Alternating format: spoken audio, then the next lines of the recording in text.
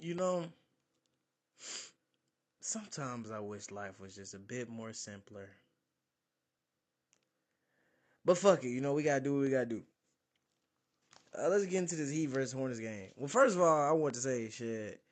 The reason why y'all looking at this lame ass picture that y'all looking at right now is I was on DaVinci Resolve. I just downloaded it, motherfucker. I got a brand new laptop, all that shit. I was planning to make like hella new content and try to figure out how to edit real good. Have the highlights real smooth, like the other YouTubers out here. You know what I'm saying? The good ones. Bro, I get off work. I watch the Hornets versus Heat game. And I spend 2 fucking hours trying to figure out how to do one thing on DaVinci Resolve. And I couldn't even figure out how to fucking do it, bro. I wasted all my time. I said, fuck this, bro. We going back to CapCut for the night. Hey man, y'all gonna get them damn high quality videos when I get time. I ain't even gonna hold you.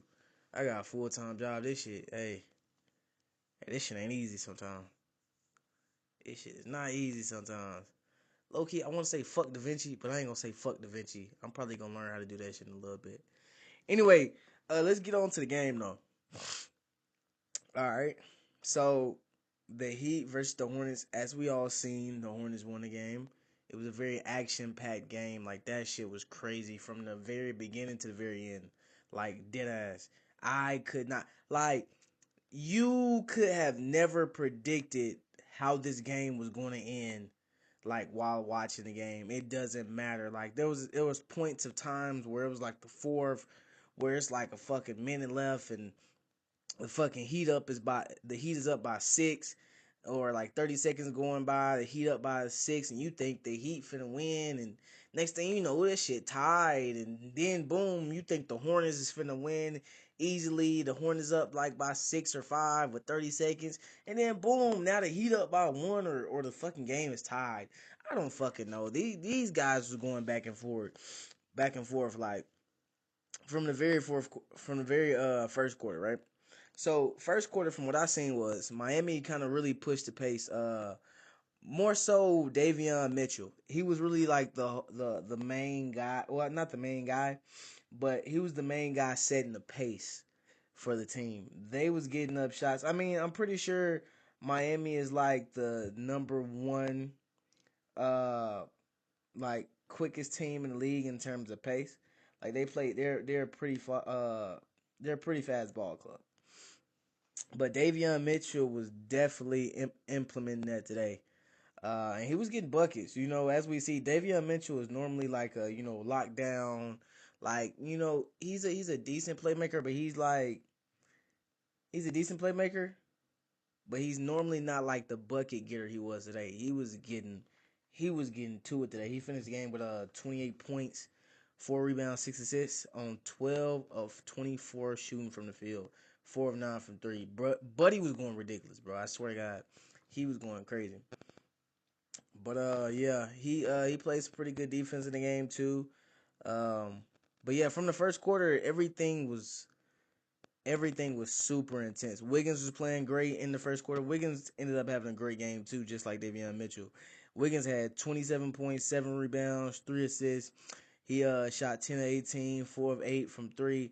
Wiggins was playing really good. Wiggins was also really setting the pace too. He was getting into the post, getting to his post fades, getting up quick threes, timely threes at that. He was getting off into the fast break. He was really good. He was really good tonight. And Charlotte too. Like Charlotte played like that first quarter. Charlotte played great defense. Like it was a real physical game. Like I said, this is playoff basketball. Playoff basketball is back, baby. Like what the fuck we talking about, man? I've been waiting for this so long, and this game definitely did not disappoint. Like I said, the physicality was intense for sure. Charlotte was playing great defense. And then Miles Bridges. Shout out to Miles Bridges. Miles Bridges was setting the tone in the first quarter. I mean Lamelo too, but we'll get on to him in a little bit. Miles Bridges, I've seen people talk about Miles Bridges and this Hornets team. They say he's the odd man out. He's they were saying how it's LaMelo, Miller, Con Canuple, and Diabate, how that's the core guys, and that Miles Bridges is like the odd man out. No, he's not. I see this team kind of reminds me of like the old Warriors a bit. You know what I'm saying? They kind of remind me of the old Warriors a little bit. And I feel like Miles Bridges can be, especially if he played like tonight, he can be like their Draymond Green in a sense. Better scorer though, and maybe a slightly worse defender. But are we like, is that really not a compliment when we talking about Draymond Green, one of the best defenders ever? You know what I'm saying? That's still a pretty good compliment if you're comparable to Draymond Green and like any type of defensive, metrics or anything like that. So yeah, he was really setting the pace. I mean, he was really playing great defense in the first quarter, really the entire game. Con Canuple was doing the same. Con Canuple was playing very great defense in the first. He really couldn't hit a shot tonight, honestly. He was 2 of 12 from the field, 0 of 6 from 3, which is kind of rare from Con, as we know he led the league in threes this year. But just the way that Miami had kind of game plan for him in a little bit, every single look that, I'm saying, he got off was very tough. And I like the way how Miami, game plan for him. So I mean, but this is his first. I mean, this is his first season and his first kind of like postseason play. So I'm pretty sure he'll probably get used to more of that type of coverage. He'll be all right. He'll be all right. But yeah, I didn't really get to see much of the second because I'm not gonna lie, bro. The streams was terrible. I ain't gonna tell you which one I was on, but they was terrible. Anyway, though, I found a decent one back into the third. So I was watching the third. What I was noticing from the third was that Khalil Ware. Oh, Bam had one down in the game. Not gonna lie, Lamelo had did some. And when you go back and look at the replay, go back. I encourage everybody to go back and look at the replay. Lamelo clearly kind of like did some dirty ass play, and he swept his leg from under him, and that's pretty much what injured him. I don't know what type of injury he has, but I just heard he was injured. He was out for the rest of the game. Now, if he would have played, could they have won? Maybe. We don't know for sure though. But yeah, Lamelo injured him. It was a dirty ass play. They didn't review it, so I don't know. He might get suspended for that, honestly, when the league reviews it. But we'll see in the next few days. But anyway, that led to Khalil Ware um, playing in the third quarter, and he took over the game in the third. Well, at least at first. His paint protection was amazing.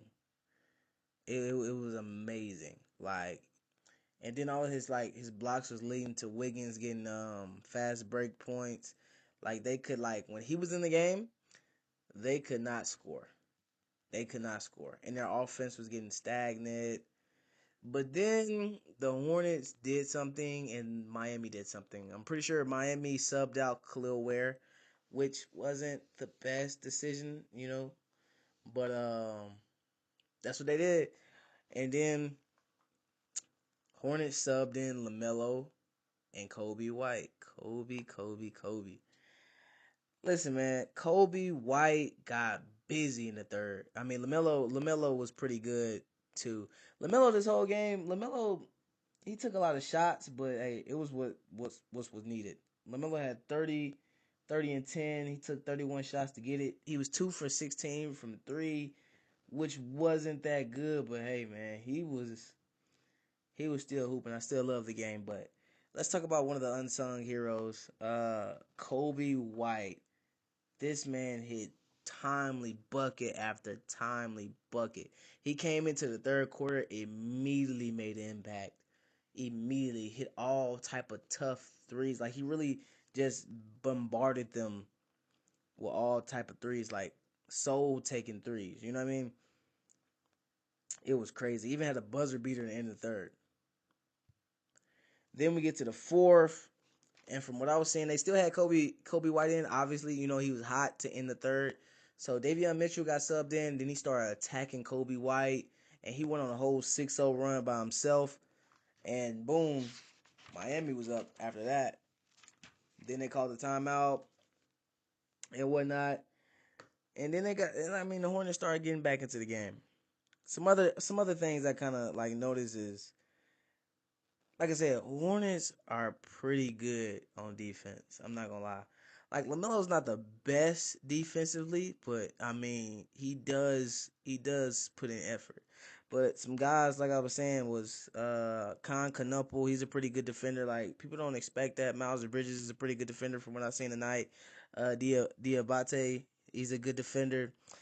But also Brandon Miller, right?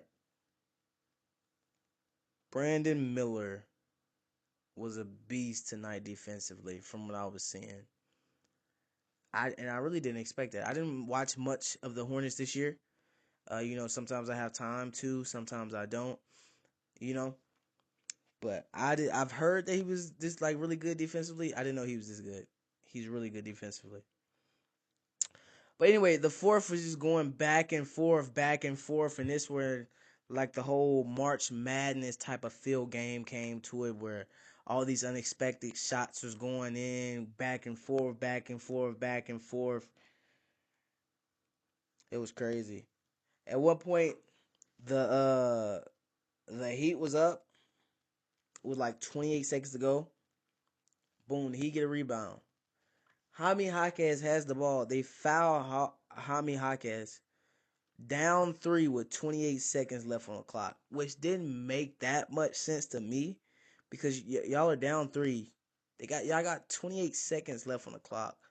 So even if they do like run out the whole clock, y'all have 4 seconds to get a three up to tie the game. That's how I thought.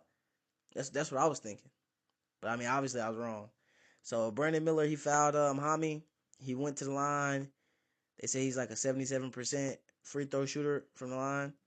He missed one, made one, and then boom. Next thing you know, they get the ball. Miller just hits this crazy contested three. Had 18 seconds left on the clock. Then Hero got fouled, made his two free throws. Now they down three again. And this is where the unsung hero comes in again. Kobe White hits this crazy fucking turnaround three. Y'all know the three that Bron made against the Wizards at one time? That shit was like that, but this was way more contested. Cause Bron's 6'8" and Kobe's like 6'3", 4", something like that. That shit was crazy. I'm not gonna lie.